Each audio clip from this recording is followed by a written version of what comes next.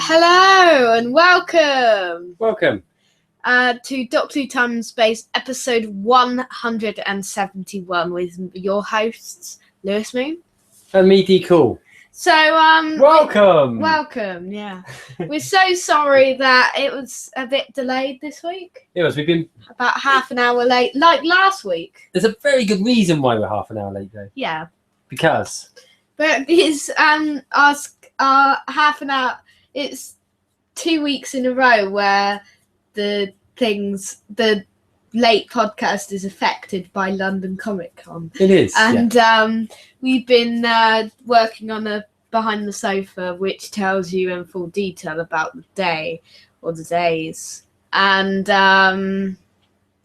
we're going to narrow it down a little bit for those who are listening to the podcast and just want a shorter version of what you're going to hear on Behind the Sofa. So we're going to do a short version here, and then you can hear the full version if you're interested via the Mr. Moon website as soon as possible. Yeah, and perhaps put a link to it in the show notes or something. Yes, I will when it's out. Yeah. So, actually looking at it, it's quite a detailed run through the Comic Con. Actually, I think the videos, I forgot to look at the final time, but it's somewhere in the region of about 40 minutes, I think. Yeah. A 40-minute chat about the Comic Con with views of people walking around aimlessly looking at stalls. We have got lots of footage and stuff to keep you entertained, like the previous Behind the Sofa we did on Comic Con.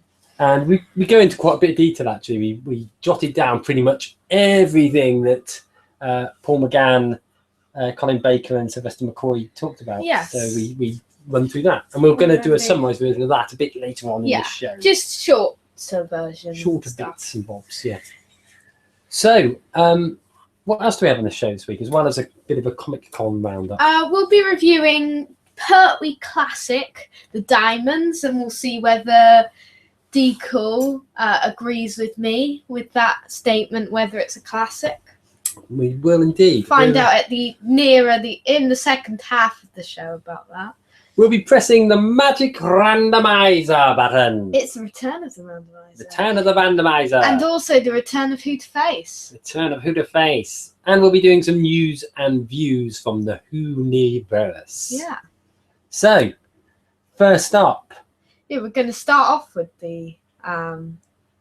this week we're going to start off with what we've been doing this week, as always. Yep. But after talking about that, we will go on to the London Comic Con. There's a big chunk of what we did really last week, wasn't it? I mean, we were saying earlier, it's hard to believe that today, Saturday, it's a week ago that we travelled up to London in anticipation of the Comic Con. You may have remembered our ramblings of talking about Nando's. What did you think of Nando's then? Nando's is great. It's my first Nando experience, and I went for the Nando, the chicken roulette, I think it was called, which was basically an array of different chicken wings covered in different spices. And I just had the 5 chicken wings. You did, yeah. With lemon and herb, because I'm not a very chili, spicy person. You like more spicy stuff than you admit to, I think. I do, but I don't. Because you're going to be having some for tea tonight. I do. I don't mind spicy stuff, but I just don't. I probably prefer the milder ones on my Nando's. Yeah. But enough about Nando's. Enough about Nando's. What about Doctor Who? Anything you've been up to this week? Because I certainly haven't, apart from my usual audio watching. Listening. I've not Doctor Who wise. I mean, what I have been doing, I've not, apart from the fact that I do have to go to work. Aside from that, I've been, now that I've got the internet back again, I've been playing a little bit of Lotro again, which is good to get back into.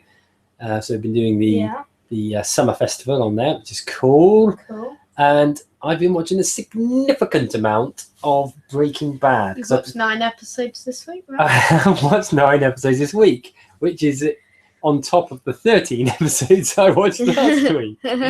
So all in all, I've been working my way through, getting quite close to the end of the series now. So that's 22 episodes in a fortnight. Yeah, that's right. And it's on the basis that they're all about sort of 45 minutes long.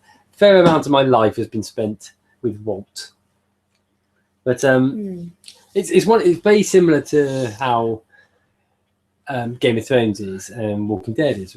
Probably particularly Breaking Bad and Game of Thrones are things where you watch one episode and you immediately want to watch another one. Okay. I found Walking Dead, I love Walking Dead. Yeah. Great series, but I found you can't watch quite so many of those in a row because after a while it becomes there's more people killing zombies.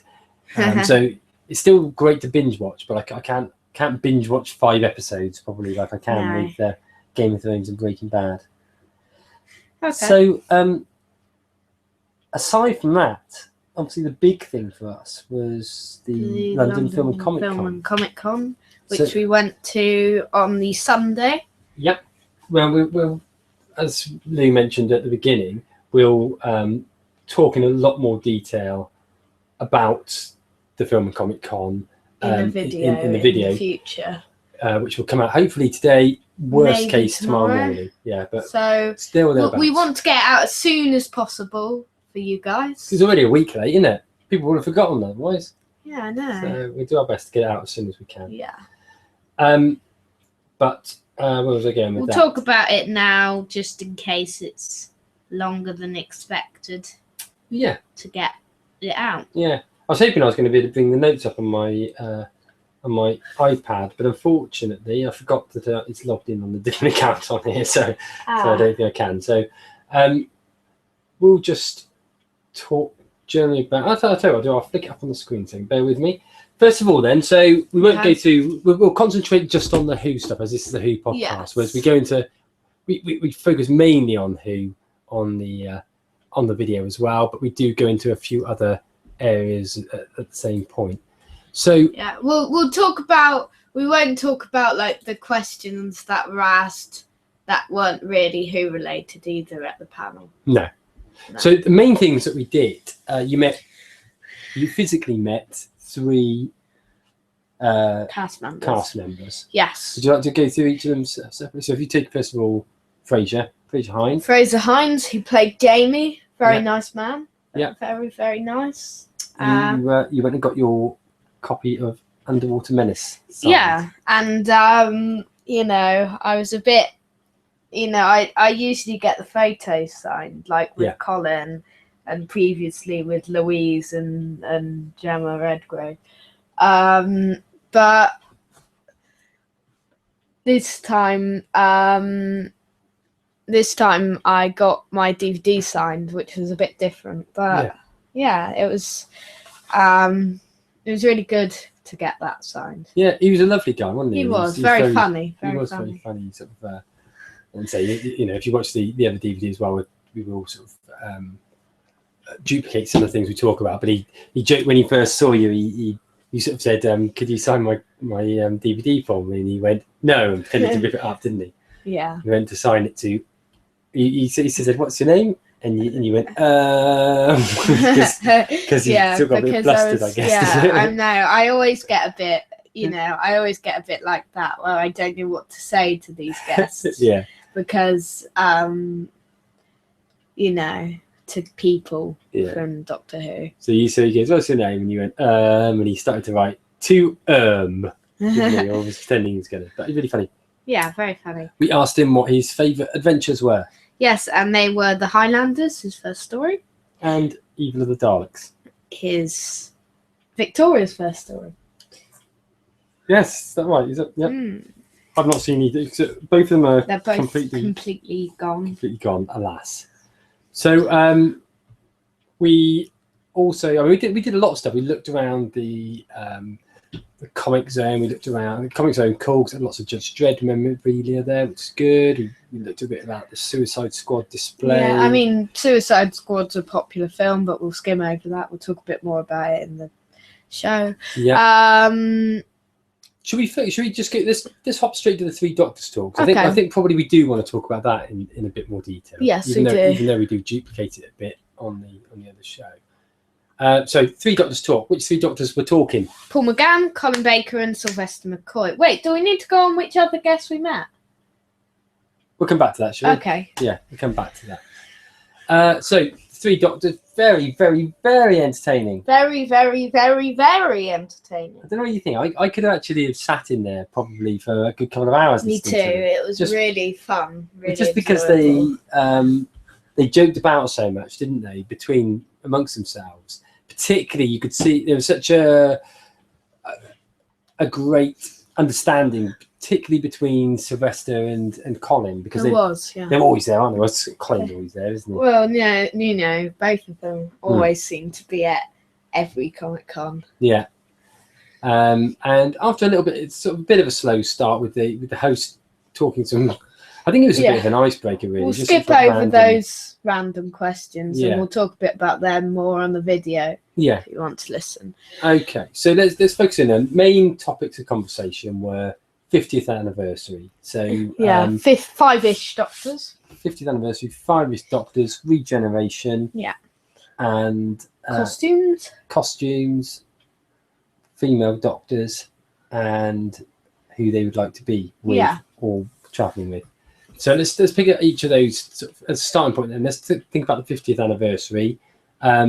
They got asked whether or not they'd like to have done more in the 50th anniversary, and actually, I think they were quite comfortable with the fact that what they did was produce the 5-ish Doctors, obviously with Peter Davidson as well. Yeah. And you could see they were really proud of it, and you could see that the audience there, a lot of people sort of saying, actually, I thought that was the best thing in the whole of the 50th anniversary. Yeah, they did, yeah. And it was, wasn't it? It was a really entertaining, very good. Really entertaining programme. They talked a little bit about the availability of Paul McGann, and that he was only available for 1 day of filming. Yeah. And also, he kept it a secret from them that he was actually doing this other sort of sequence, the Night of the Doctor, which actually did sort of show his regeneration. They didn't know anything about that, did they? No, they didn't. And in fact, nobody knew anything about it. Other people obviously filmed it until Steve Moffat. Until they actually launched it on Paul McGann's birthday. Yeah. Just prior to it being leaked. So, their favourite moment of that was when they were trapped in the TARDIS. Did we say that? No, we didn't. And I think I agree wholeheartedly. I mean, there's a lot of very entertaining things, and but the bit when they're trapped in the TARDIS, I think it's Colin Baker mentioned it, and certainly that's my favourite bit as well. Yeah. Out of interest, have you got the 5-ish Doctors? Is it on any of the 50th anniversary stuff? I don't think it is. No, it's a shame because it's a really good product. That was. Oh, it's online, I'm sure. It'd be online. Yeah, it was a really, really fun series. They were asked whether or not they'd be. No, this rephrase that. They were asked whether or not they would be in a 5 Doctors. Yeah. And they. And I think they misunderstood the question. Either that or we misinterpreted the question. But one way or the other, they answered about the 5-ish Doctors. And they said that, yes, they'd be up for doing a second 5-ish Doctors, but only if the story was strong enough. And Colin Baker said that he actually had some ideas, actually, which they could use, but it did indicate that probably one of the biggest problems with it would be actually trying to get sufficient funding for it. Because at a time when the 50th rolled out, there was obviously a lot of effort being put into Doctor Who stuff. A lot of people with a lot of goodwill, which probably wouldn't be there to the same extent. Yeah.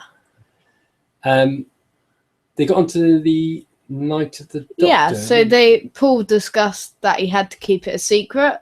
Yeah. And it was released early on his birthday as he got wind that it was about to be leaked. And there's nothing worse than Paul McGann getting wind. Oh, no. And particularly leaking wind. Yeah, bit Huey. They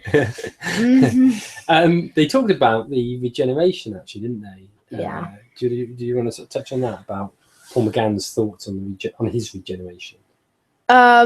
So Paul said that he had been disappointed not to have got the regeneration when New Who started. He obviously had to wait, but what better way than to regenerate into John Hurt? I know, John Hurt. John Hurt, the legend. Mm. The one that is the War Doctor.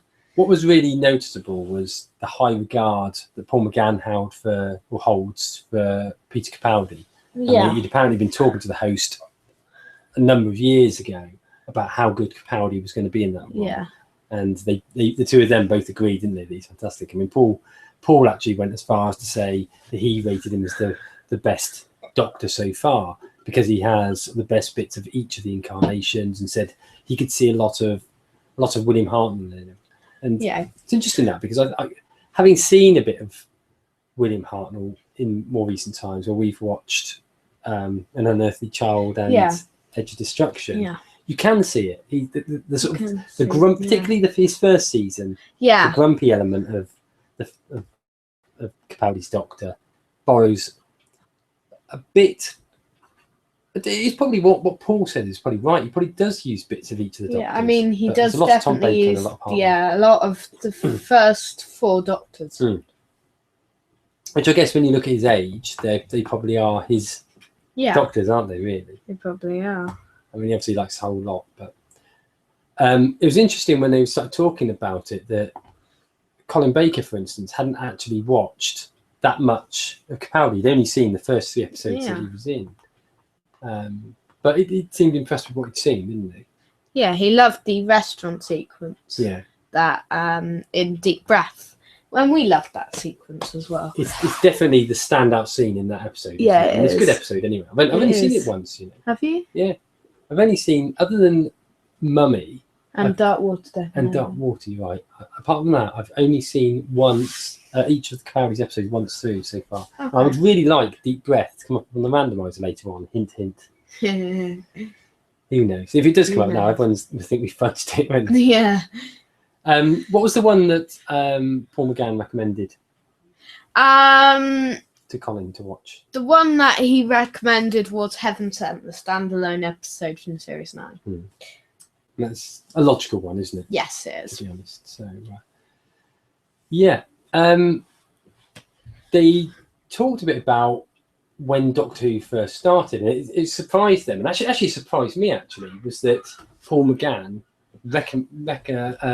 remembered to the extent that he did about William Hartnell. I mean, he actually said that William Hartnell was his first Doctor, and I think, from memory, Paul McGann is about 55, 56. Doesn't look it. He looks phenomenal for his age. But I think he's about 55, 56. And he actually sort of said that was his first Doctor. So, and I guess in the same way as mine is Tom Baker. I'm 12 years younger than him. So I guess that makes perfect amount of sense. But they talked a bit about what they were doing when Doctor Who first started, and Colin Baker said that he hadn't even intended watching it. He didn't really know anything about it, but he was stood by this sort of banister, I think he said, at the beginning of the episode, and was so compelled by its uniqueness that he was still standing there come the end of the show. Meanwhile, Sylvester McCoy was actually in a chippy. Although I think that was just a joke. I think that was a random joke harking back to one of the questions earlier on in the show. The next question they got asked around was around if they could have worn another Doctor's costume, what would it be? So Sylvester joked. Sorry about that a second ago. I just had to go somewhere. Sorry about if I had disappeared for a second. But no one would have noticed, because being the pro that I am, I just carried on talking. You are a big pro, Deacle. Lucky to have you as a co-host. I just glided. You're the only person to have been on every episode of this podcast. Remember when we had that, when I was really young and Lily was on there? Yeah. No, okay. Okay, so Sylvester joked that the popular 6th Doctor outfit would be what he would have chose. And that was just a really good example of how well the two of them joked amongst themselves, wasn't it? Because particularly Sylvester seemed to dig at Colin quite a bit, didn't he? In a really sort of friendly way. I Yeah. really like that. And Paul wanted short hair and a long leather coat, like he got in the audio adventures. He did, and then he was sort of saying, wasn't he, that it was then, you know, at the time they sort of laughed him off, said no, that's the Doctor wouldn't wear that. And then obviously the series then returns however many years later with Christopher Eccleston carrying off that very same image, and everybody loved it. Yeah, Paul loves Capaldi's outfit as well. Yeah, Sylvester actually was joking about the Doctor wearing a kilt, and it acted as a real great lead into the next question, because he was saying, well, if you're wearing a kilt, maybe that's the first step to a female Doctor that everyone's been talking about, of which the next question was, who would be the best female Doctor? Paul said Tilda Swinton. Colin said Jennifer Lawrence. and Sylvester said Kate Blanchett. Yeah. As with all of these things, the questioning can go off really freaky sort of questions from the audience, and somebody asked them to actually sing something that symbolised them, and Sylvester started off, didn't he? And he just sort of went, help! I need somebody, help! Then Colin joined in with the fun and games, and keeping up the Beatles theme, was singing Doctor in the Sky with TARDIS. Did you mean for me to do that? Or yeah, not? I did. But sorry, you looked like you looked like you didn't want to sing it. So I thought. No, I did. I just didn't. I thought you were pausing for effect. But we were. Sorry. But both of us actually thought the same thing, didn't we? Yeah, we did. We thought that he was going to say Doctor in Distress. Doctor in Distress. Let all answer his SOS. I bet you he woke up in the middle of the night and thought, I should have done Doctor in Distress. But he did. Probably. Yeah. Doctor in Distress. Bring him back now, we won't take less. But you have to. They then, Paul McGann, he didn't sing anything, did he? He said he couldn't think of anything and he'd come back to it later, but he didn't. And I think he was really thinking, I don't want to do that. I'm too cool. I'm far too cool. In Distress. I'm far too cool, I bet he was thinking. They were asked which Doctor they'd most like to travel with. Yeah, and Sylvester and Colin both said Matt Smith, and Paul McGann said Peter Capaldi. Because he's in the Peter Capaldi big fan club. Yes. And rightfully so. And then the final question around it was, which villain would they most like to play? So Paul said Weeping Angel. Colin said Slitheen, and Sylvester sort of joked about him being typecast because basically a sort of a farty reference. And Sylvester said Dalek, as he can sit down. So all in all, that's where they wrapped it up. Yeah. Really great fun panel. Very fun panel. As you say, we could have sat there listening to him for hours. Unfortunately, we couldn't. Sadly, because they wouldn't do it. They wouldn't do it. And also, obviously, we would have missed other things as well. So I guess, actually, whilst we could have listened to them for hours, we did have other things to do. So, which other guests have we met then? Should we talk about that? Let's go on to the other guests. So, we met 2 Doctors. Yep. This event, and the first of these was Colin Baker, the 6th Doctor. Yeah. We both met him, but you got his autograph, didn't you? Yeah. So very nice. Yeah. Didn't really talk. Who really did we with him? We talked more so about Bournemouth Comic Con and a little bit about school and stuff like that. But he seemed a really nice guy, as we always knew he would be. Yeah. And then you. I didn't meet him, but you then were queued up for your Paul McGann photograph. And it was like 3 seconds probably that it took to meet him. Yeah. But, very nice photo. Yeah. Very nice photo. He did seem really nice, didn't he, Paul did, McGann? yeah. So, good old Paul. Good old Paul. And then in between that time, the other sort of things we did is we watched the cosplay. That was really good. That was good. Not too much Doctor Who cosplay. There was a lot of Doctor Who cosplay walking around. We'll talk a bit more about cosplay in the video. Yep, we will do indeed. Yep. But not too much Doctor Who cosplay in the actual the show, because they do like a parade, don't they? Yeah. But there was loads of people walking around in Doctor. I saw, we said actually, didn't we? We pretty much saw every Doctor, didn't we? We did, yeah. Did we work out any that we didn't see? I don't know. Did we? Yeah, we did. Who wasn't there? There was a William Hartnell, wasn't there? No, there wasn't. There wasn't a William Hartnell. No, there wasn't a William Hartnell. There wasn't. Was there a John Pertwee? No, there was no John Pertwee. That's right. That we saw. There was definitely a Patrick Troughton. There was quite a few Tom Bakers. There was at least 2 Colin Bakers. Did we see any Peter Davison? Peter Davison, yeah. There's one Peter Davison, I think. Pretty sure. Yeah. No Paul McGann's, but there again, there was Paul McGann. There was. Oh, was there? You saw Paul McGann, did you? John Hurt. John Hurt, yeah. Sylvester McCoy. There's somebody definitely wearing a Sylvester McCoy jumper. David Tennant, I saw. Yeah. Matt Smith. Yeah, no Christopher Eccleston. Peter Capaldi. Was there a Peter Capaldi? Yes, I saw Capaldi, definitely. So no Eccleston, but there again, Eccleston's costume was quite normal, wasn't it? Really? So not a particularly easy one to cosplay, but and then numerous villains and things. Yeah. Wasn't there? So we saw whilst we were queuing for your Paul McGann, we saw Crystal D, didn't we, from the fan show? Who was queuing up there as well. I think when we saw her, she just had her photo taken. Yeah, she had. Just to pick that up.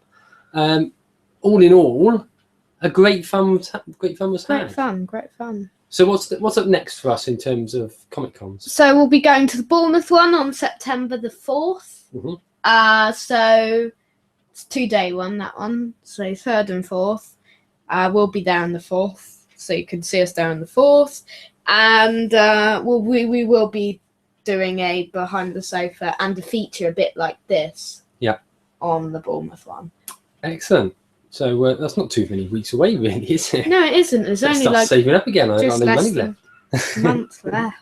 Yeah. Well, we won't get as much. No, you're right. It's less than a month, isn't it? Less than a month away. Yeah. Wowza. God. So we've talked quite a lot about that. Perhaps we'll be able to crack on with the news. Have we got much news this week? We have got a bit, not like big stuff. But we've got a few bits of good news and a few bits of rubbish news and a few bits of just news. So, filming in Block 2 of Doctor Who has begun this week. Ooh. So, filming pics have been taken, and Peter Capaldi and Paul McKee were on set on the new episode. So this episode is written by Sarah Dollard and appears to be taking another trip into the past. Capaldi has donned top hat and tails for this outfit. He looks great, doesn't he? Capaldi looks absolutely brilliant in this. He does. He just looks completely made for Victorian costume. Have we ever seen him in? I mean, there's not been any Victorian episodes. No, I think the only one that Capaldi's been in was Deep Breath, wasn't it? Oh yeah. But he wasn't really wearing a Victorian outfit, I don't think, from memory. He wasn't. But he looks absolutely fantastic in that costume, doesn't he? He does. And new companion Bill has also been suitably dressed for the occasion. Yeah. What is she wearing on her hat? Yeah. What is she wearing? What is she wearing? I haven't seen. Look. Here it comes. Yes. Interesting. So, probably, I'd imagine you'll be putting some links to that in the show notes. Yeah. So there's the snowy background. Yeah. So you can Victoria, London in the snow. You can see the notes from this episode and all of the filming pics on the Mistless Moon at the Mistless Moon Adventures.weebly.com website, and click on the More button, and there should be an item saying show notes. Fantastico. Do we have any other news as well? We do. Let me just find what's in order of importance. See, it's we've got quite a lot to talk about this week. I bet you we'll get like last week. We'll probably suddenly realise that actually we haven't got any time to do any to face again. Probably completely run out of time. I'm sure we'll fit it. We probably will. I'm sure we'll fit it in this time. So, TV movie is to be released on Blu-ray. Ooh. So BBC Worldwide have confirmed that the 1996 television movie starring Paul McGann will be released on Blu-ray in September. Further details will be available nearer the release date, as the sleeve and extras are still being finalised. But according to Amazon's UK pre-order entry, it will comprise of 2 discs. The TV movie celebrated its 20th anniversary in May this year. So quite good timing, isn't it? It is. I've only seen the first half of the TV movie. I think I have as well. Yeah, must get around to watching. Maybe once it comes out on Blu-ray. Although you probably don't have a Blu-ray player, do you? Yeah. I don't know whether it's coming out on video again. Or, I mean, it is available on video, isn't it? Or certainly was. Whether you can still get it, I'm not sure. But one worth hunting down, I would suggest. So, good news about that. I'm just going to type it in. Doctor. I hate it when I do that. So, I mean, my sort of general thoughts on it were, I liked Paul McGann in it. I liked the regeneration with Sylvester McCoy. There was something, there's something very different about it, and I think it's just different in style of the American production at that point. It didn't necessarily feel Doctor Who, and I think, like we said before, the Master didn't feel really like the Master, and you wonder whether actually, if they wanted it to have the impact if they wanted it to have a big impact to regenerate Doctor Who, then they probably would have been better off going for sort of some form of iconic monster rather than the Master. Just the Master. Because it didn't really feel that sci-fi, did it? It didn't, no. So, did you find out, by the way, or did you give up looking? I don't know. I can't find it because of stupid Bing. Okay, so what else have we got going on then in the news? Pencil Tip Publishing will be holding an open submission day on July the... Oh.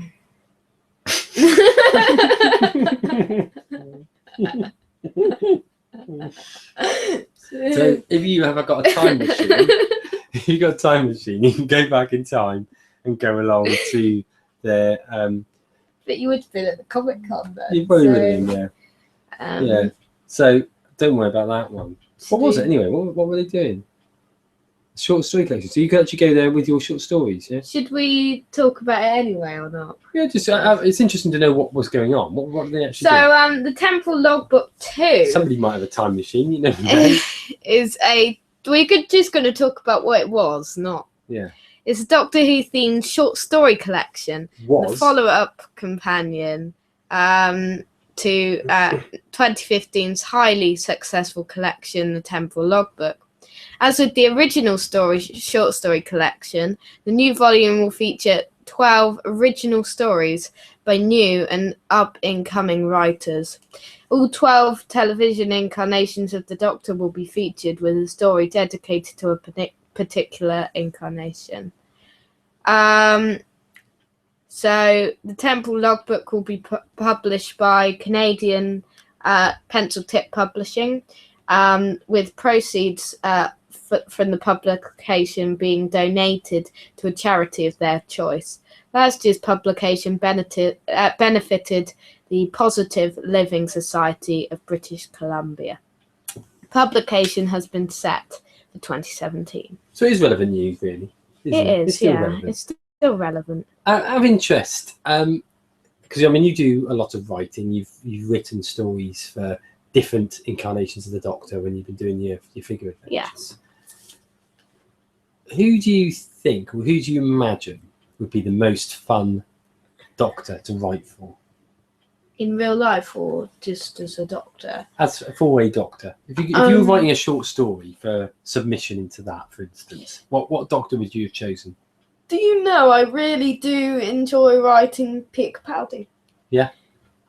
I have really enjoyed it doing the figure adventures when I've done that and stuff. I've really enjoyed writing Peter Capaldi's character. Yeah. Such a good character to write and to voice as well. Yes. And I enjoyed writing the ones I've written, actually. Yeah. I mean, Peter Capaldi's a very interesting Doctor, and I really enjoyed writing him in the 2 series that I've done so far. I think for me, if I was choosing Doctors to write about, it would immediately be the 3 that are my favourites, which are Capaldi, Tom Baker, and Patrick Troughton. Tom Baker would be very fun. I'm looking forward to doing some more of him later on. But... Yeah. No, interesting. So, more news. We better crack on, haven't we? Okay, so Tiny Rebel Games and Sneed Studio have launched the latest level pack for the online game Doctor Who Legacy. Bigger on the Inside Chapter 1 is the culmination of the pixelated saga that began last year with the free Bigger on the Inside prologue, which sees all of the Doctors facing a dire threat as an unknown virus invades the TARDIS.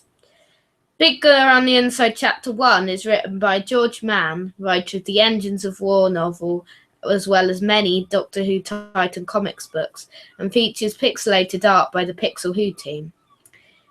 This 31 level premium pack costs $4.99, and players get 31 new levels as well as 20 new pixel costumes and the allies associated with these costumes.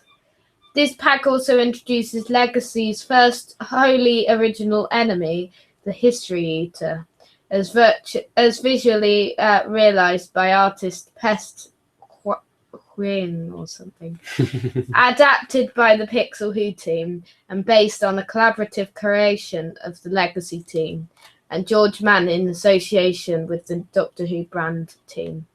Doctor Who Legacy has now been live for 3 years and is played by over 2 million people. More information can be found on the Legacy website, which there's going to be a link in the show notes. I didn't realise that was as popular as it is. Well, I'm one of those 2 million. You are, yeah. Excellent. So, anything else on the news front? Yeah, one more. Okay. So, there's a new Doctor Who special edition out, which is Doctor Who on Location. Doctor Who magazine, is that? Yeah, Doctor Who magazine special out. Yeah. And Have you got this one? No, I saw it in the shops. It's out now. Okay. So it takes a look at how the world's longest running science fiction series has travelled to locations far and wide, like we did last week. I was going to ask you that. That's what was just coming to my head. Was the article last week prompted by you knowing that was coming out? Yeah, kind of. Oh, right, okay. I wasn't sure whether it was just completely circumstantial. A tiny bit. Okay. In like half and half. In the early days, Doctor Who was recorded on canvas zone cameras tethered to claustrophobic and often inadequate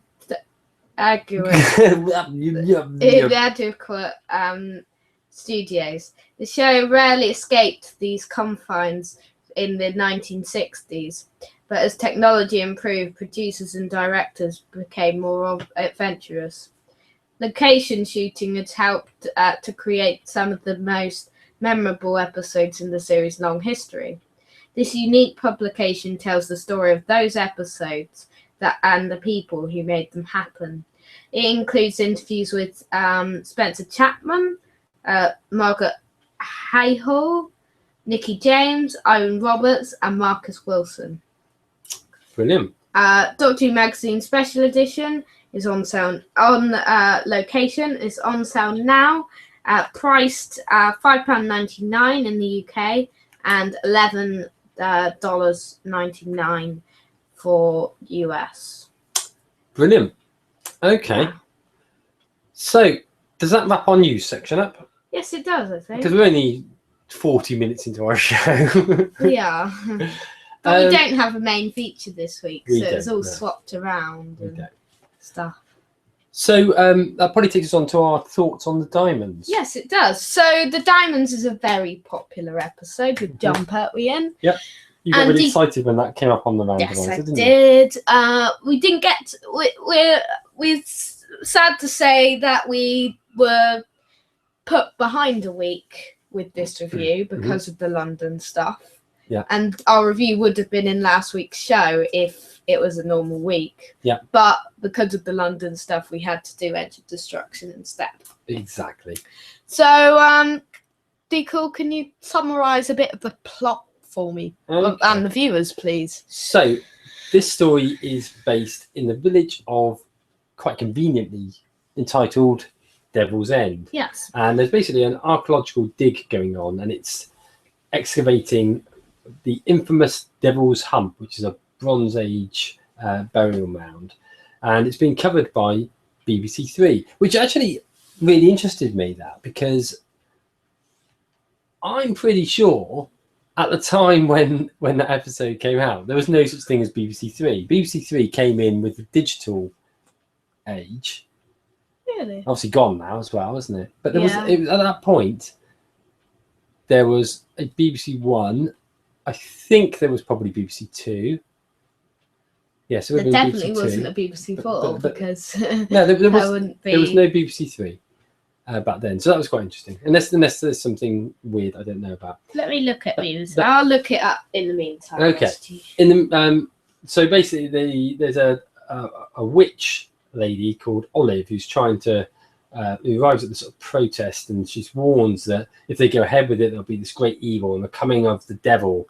But she's basically mocked, considered to be a bit of a loony.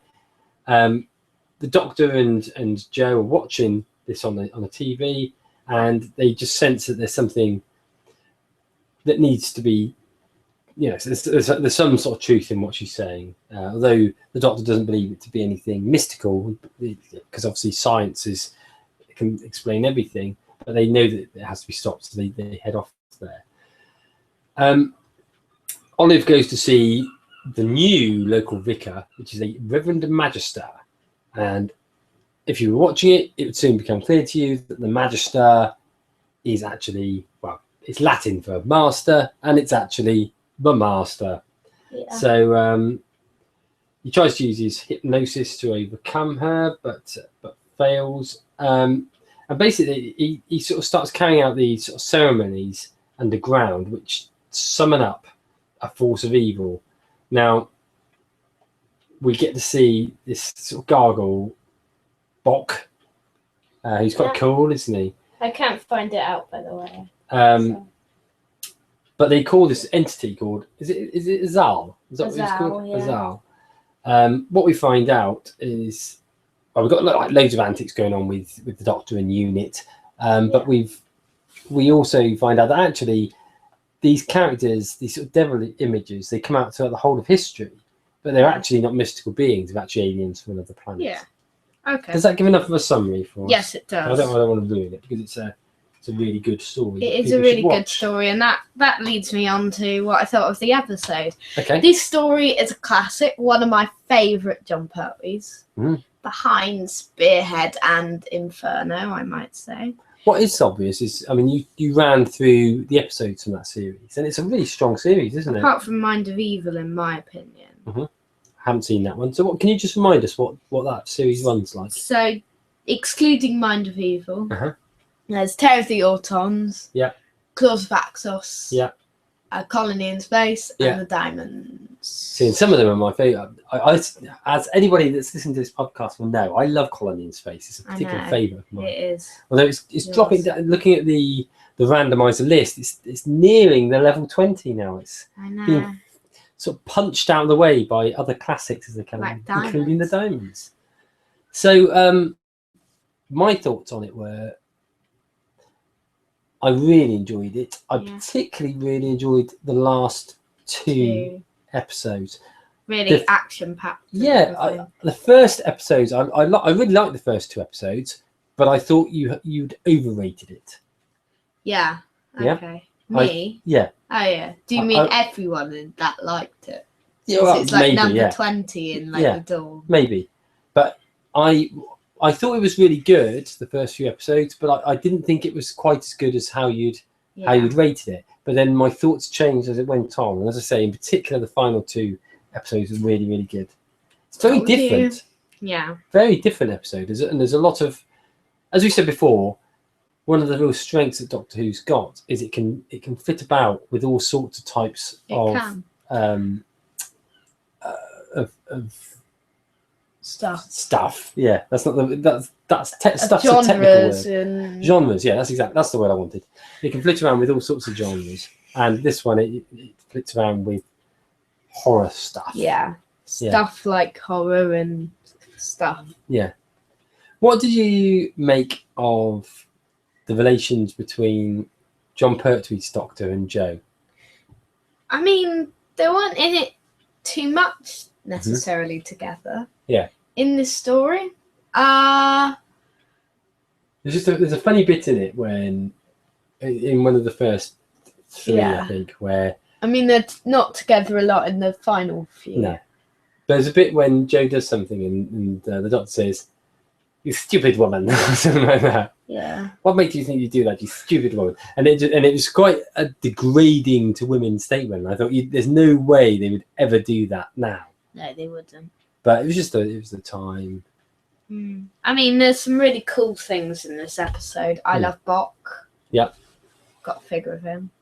There's the classic line of the Brigadier 5 rounds rapid. Yes, there is. And it's also one of the strongest episodes I've seen with Yates and Benton in it.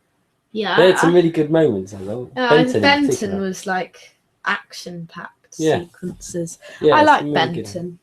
Really Don't know why, but I like him.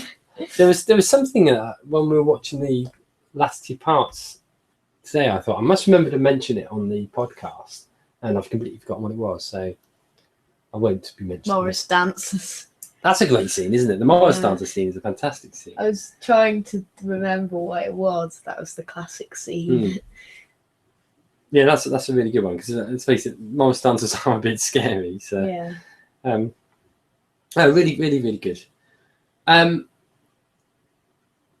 5 parts as well, which is unusual, 5 parts, isn't it? which usually it's 4 or 6. But I can understand why it was 5 because there was a lot to explain in the story, and it never at any point felt laboured. I didn't think. It didn't. Do you think it needed a 6th part? Do you think it was strained? No. No, I think 5 was perfect for it. Actually. 5 was perfect. Yeah, it felt like a really well-paced episode. Yeah, it was very well-paced. I wish I could remember what it was I was going to say about it. There was something which just occurred to me. Something which I think harked back to more modern days Who. I must say they used that Brigadier line, didn't they, at one point or other recently? And they've also the what's the phrase that the Doctor says a few times? The reverse the polarity of the news. They always mention. Yeah. So really good episode. Yeah, really good. Definitely really recommend it. I would definitely recommend it. One of the best John Pertwees, and you may know I really love the John Pertwee era. One of my favourite eras. I think it actually is one of the strongest in terms of consistency of stories. There's some really, really good episodes, isn't there? There's not too many that I can name that are rubbish. Yeah. I don't think there were any that were rubbish. Wait, Mind for Evil. Yeah, I don't like it. It's not terrible. It's alright. You were joking about how there's always explosions in. Yeah, there is. At the end of every Pertwee story, there's an explosion. Yeah. Watch out. So the Daemons is the finale of that series, you said? It is, and the Master gets arrested at the end. And that leads perfectly into the Sea Devils in the middle of the next series. Yeah. Which we talked about not that many weeks ago, actually. We talked about it at the beginning of 2016, I think. Oh, really? Is this far back as that, is it? First few months. Okay. So, should we crack on with the scores? Yes, we shall. Okay, monsters. Monsters and villains. Monsters and villains. We got the Master in it. Not only have we got the Master in it, but it's I forgot his name. Bok and Zal. Well, no, what's the Master's actor called? Roger Delgado. The best Master. Completely forgot his name. The best Master. Yes, that's the point I was going to make. He's not only is it the Master, but it's Delgado's Master, which is the best Master. In our opinion. Yeah. You've also got, Bok and Azal, and very different than your standard Who monsters. Yeah. I mean, Bok's obviously a little bit dated, isn't he? In terms of his look, he looks like a man wearing a sort of a rubbery gargoyle costume, but it's cool and really good atmosphere. It is very good. So, getting on to your question, what would I rate it? I'm going to give it a 9 for Monsters. Okay. Character development. Character development. I wouldn't say character development's that strong. So I'd say 6. Okay, and that's 8. Okay. Pace. Brilliant. Do you know, I'm going to give it a 10 for pace. Okay. Don't give many 10s, but it actually was so well paced. Excitement. Excitement. It's not the most exciting of episodes. It's more about atmosphere. Yeah. But I still think it grips your attention, so I'm going to give it an 8. Okay, so that is 33 out of 40. Okay. Okay, so overall score. I think it's 8.8. Yeah, I'm going to give it a solid 9. Ooh. Solid 9. The highest score since I started doing the main scores. Because, you know.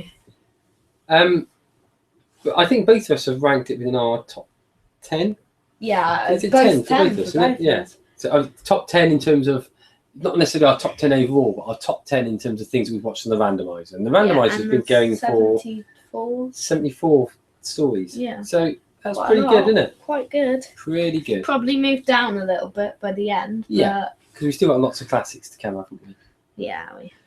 So, without any further debate on the diamonds, shall we crack on with the Magic Randomizer button, which hopefully we've got loaded up in the background.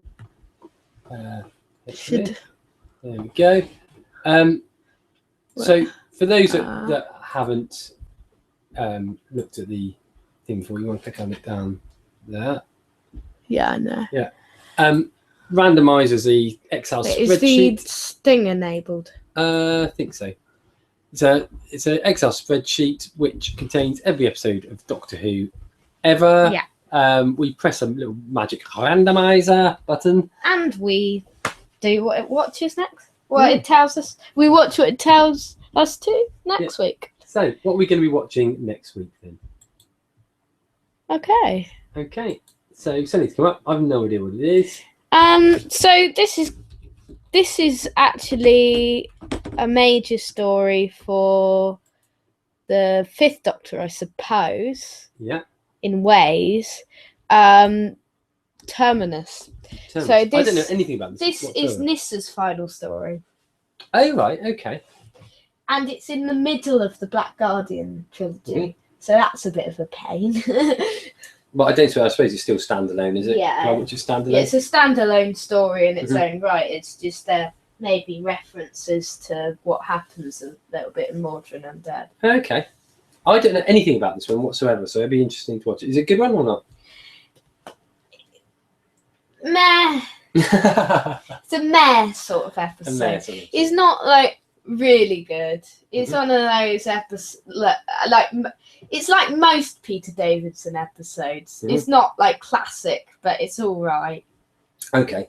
Well, we'll be looking forward for that anyway. Like most Peter Davidsons, let's say. Yeah, I think so. I think so. There's not many weak ones, is there? But there isn't many weak ones, but you know, I don't like King's Demons. Planet of Fire. Okay. So we'll be talking about that meh episode next week. We will. See if you think it's a meh episode. So, cracking on from that then, that brings us to the final feature today, which is Who to Face. Da, da, da, da, da, da, da. Oh, no, we don't have it on here. No, we have it on. And I can load it up on here, isn't it? Yeah. So, the reason can you? You can. Yeah, I think I can. I'm pretty sure we can. I'm pretty sure I loaded it up. Here we go. Oh, yeah.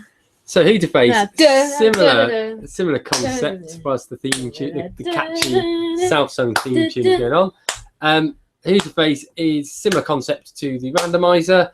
It's a spreadsheet with all of the doctors, a bucket full of villains. We press a magic randomizer type button and it randomizes a doctor and a villain. And then we both make up on the top of our heads a story relating to both the villain and the doctor. Okay then. So who's going first today? Can you remember? Who's going to go first? Or should we toss a coin? Yeah. Let's toss a coin. Let's toss a coin today. Coin turn on. Are you going to be heads or tails? I'll be heads. Okay. Heads. So you get to choose. Oh. Yeah. What? That's what it means. You get to choose which one you want, whether you want to go first or second. Oh, I'll go second. Okay. Yeah, you'll go second. Okay. I thought it meant you go second. No. Okay. I got a feeling it's me to go first anyway. So Is it? I think so. So what are we going to be talking about this week then? So we are going to be talking about...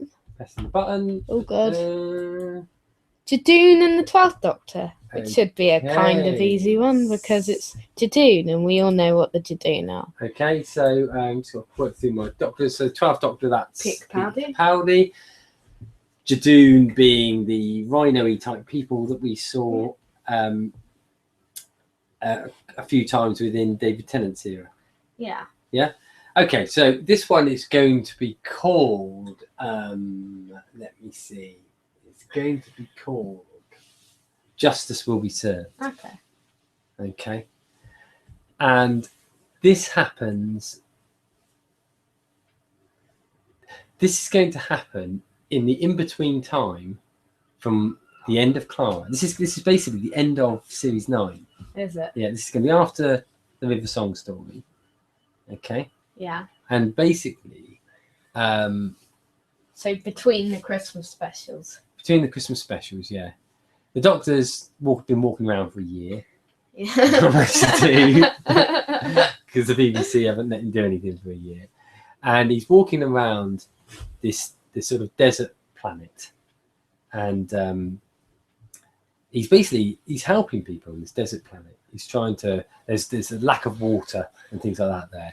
And he's basically trying to enable them to fend for themselves. Okay. Because it's based a little bit about the history of Easter Island. Now, Easter Island was once a really vibrant place with a lot of tribes and things like that. And these explorers came there and found them. When they then returned, basically everything had been destroyed, and there'd been like a big drought.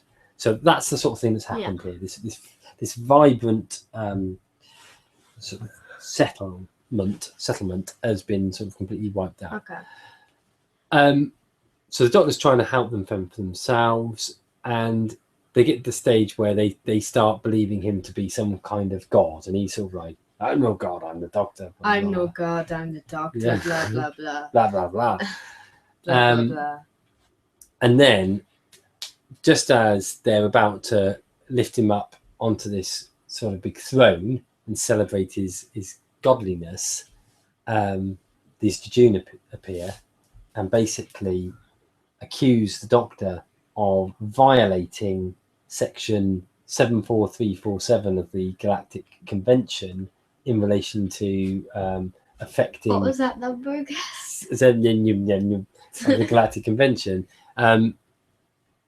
because of the fact that these people are being monitored as a scientific experiment as to how people fend with disaster.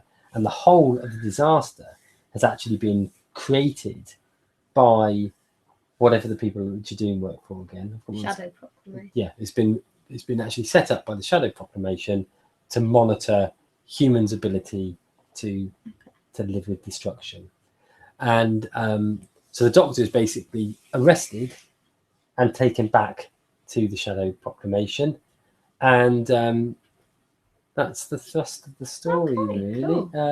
How does it end? Basically, the Doctor turns the tables and it sort of basically has to go because of the fact that they've been messing around with people's lives.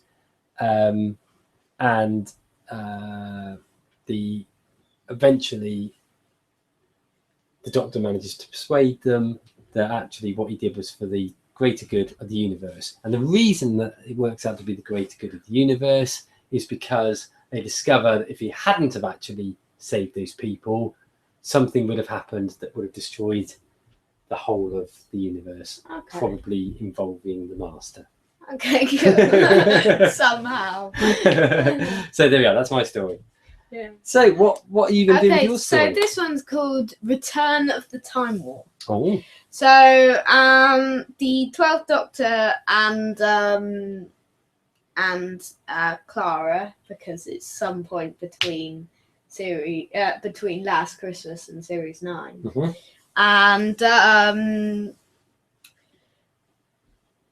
And the Doctor and Clara arrive on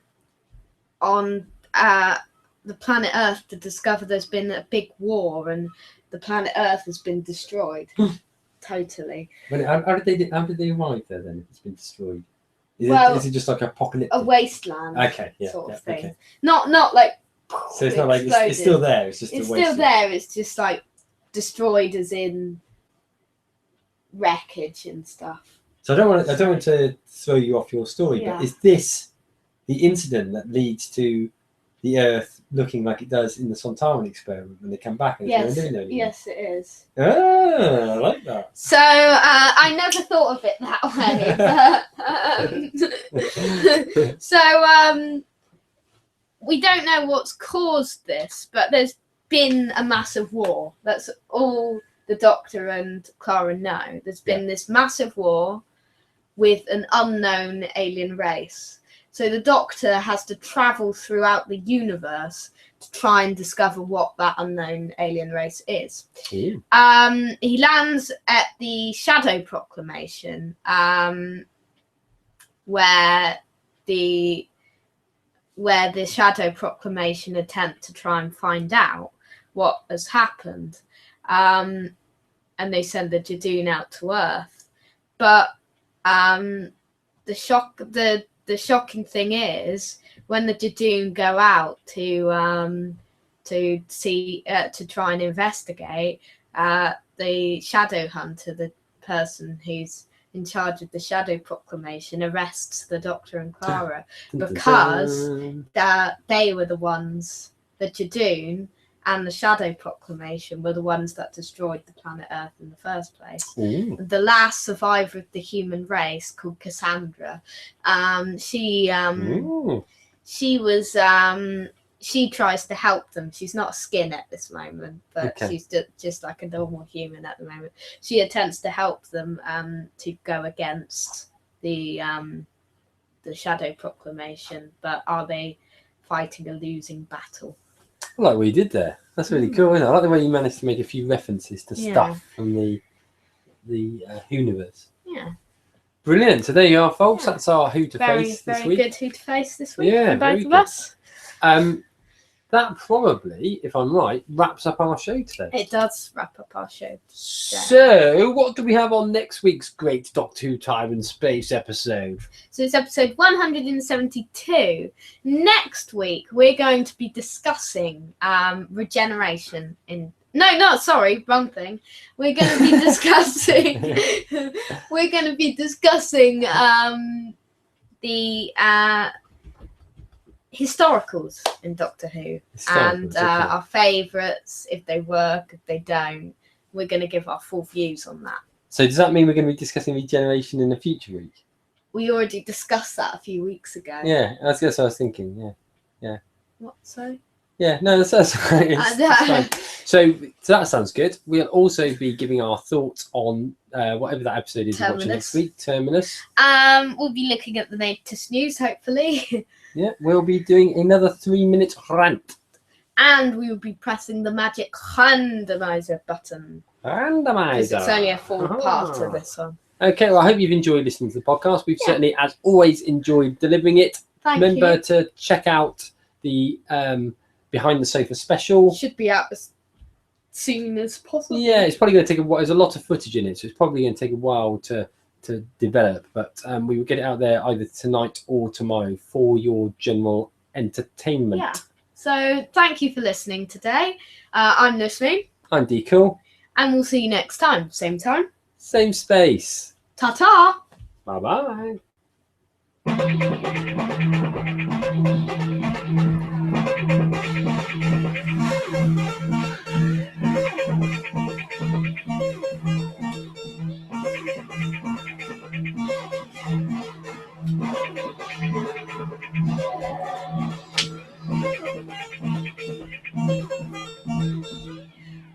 that was a video, you know, because you look like a duck.